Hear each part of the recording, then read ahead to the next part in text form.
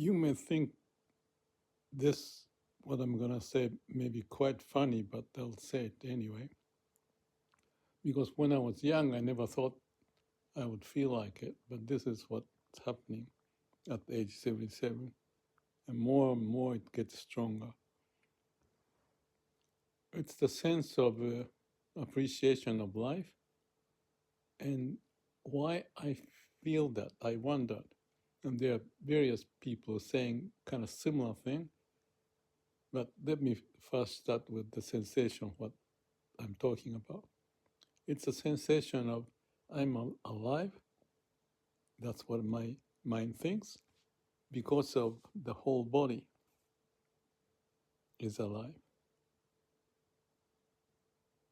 So I'm not just thinking of myself in the mind, but I can feel the body connecting to the mind. And what it means is that in words, the body cells are moving, functioning to get all the things done, to nutrition and the blood and the hormone and all the stuff to go through oxygen, and because of that I'm alive. And conceptually you may know it and it's nothing new, but it's experientially everything is new every moment that is happening. And if my lungs stop, the breathing stop, or the blood circulation and the clogging up on this and that, the nutrition deficiency and the cancer cause, any of those can happen and maybe happening. I'm still alive. So my mind may not think like that, but I feel it. So I thought I'd just say it, that when you're young, you're busy, you want to explore the world, you have this tool called the brain and you want to use it, competing with others or finding what you really like and do. So that's exploration, that's natural. And you don't think about body because you just don't think. There are other things that occupies your mind. And I guess that's sort of okay, but if you do the sports, you can see the limit of what your muscle and strength that you have or any form may not fit. So you start to work with your body. But still, I think the mind is more of its own entity that is trying to explore with these neurons, connections, and other people and me and all of that. While the body functioning is kind of like a taking for granted. Except again, if you push the limit like a marathon running, some of the exercise, building the muscle, you have more connection to it. So you may have such sense. But in my case, I was like more of a brain nerd. Like a Thomas Alva Edison. What is that I can do to invent and do something good for the society? I didn't think of my body.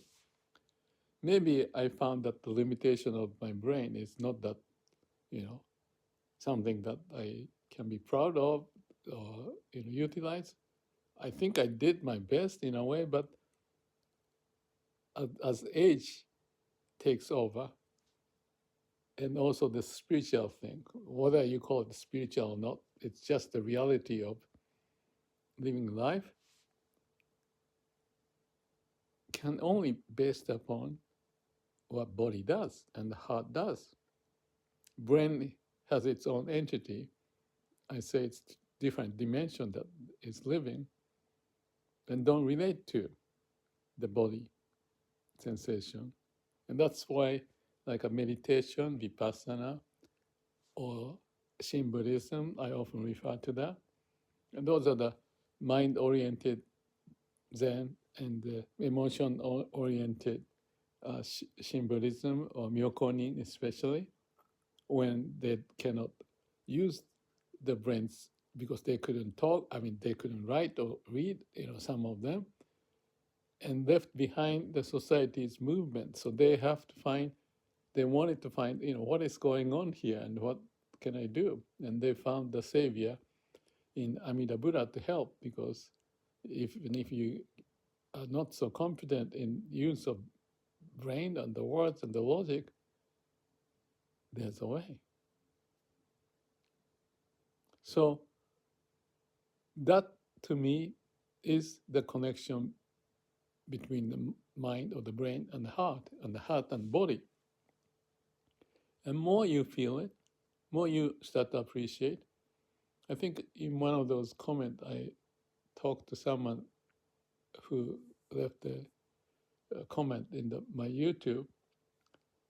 I think this is women. She said this, she liked me or something, and I said, I like myself. and the notion is my body, my being.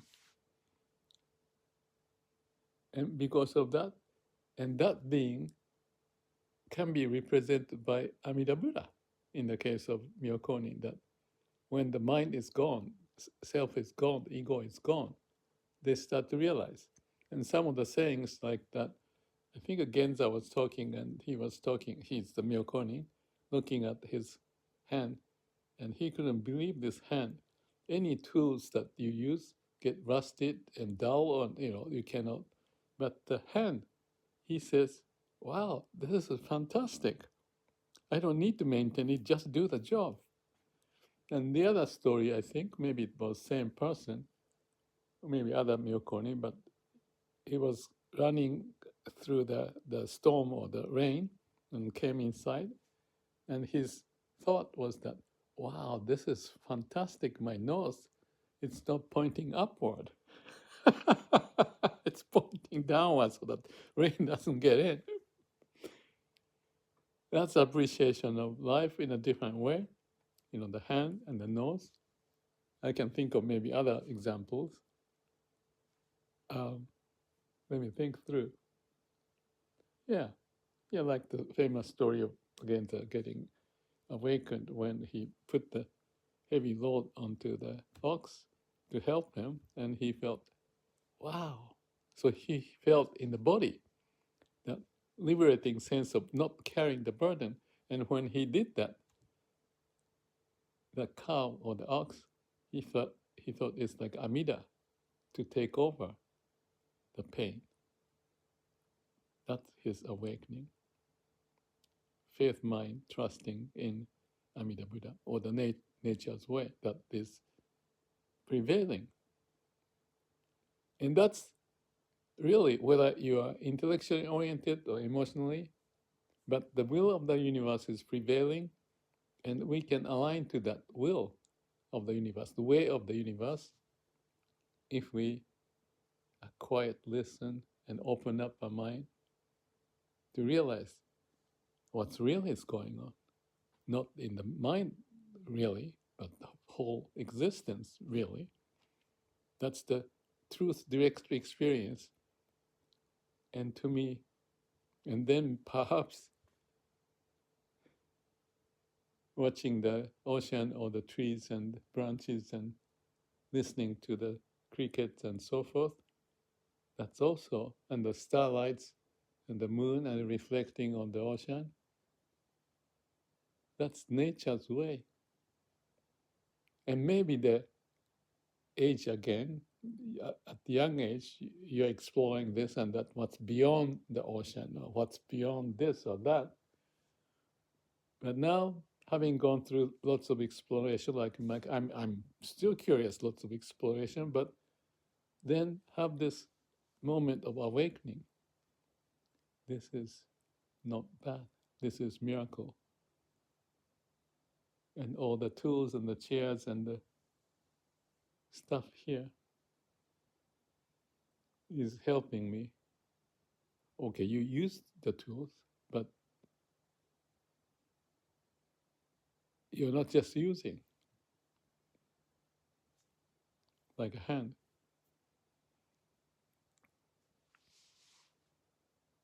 And when you have that sense of connection, it really is a different dimension that we find, that not to be found only in the mind. going back to the Garden of Eden, young child, curious, look around. As we age, we may go back to a child. I think there's someone saying, also in Zen saying something like that.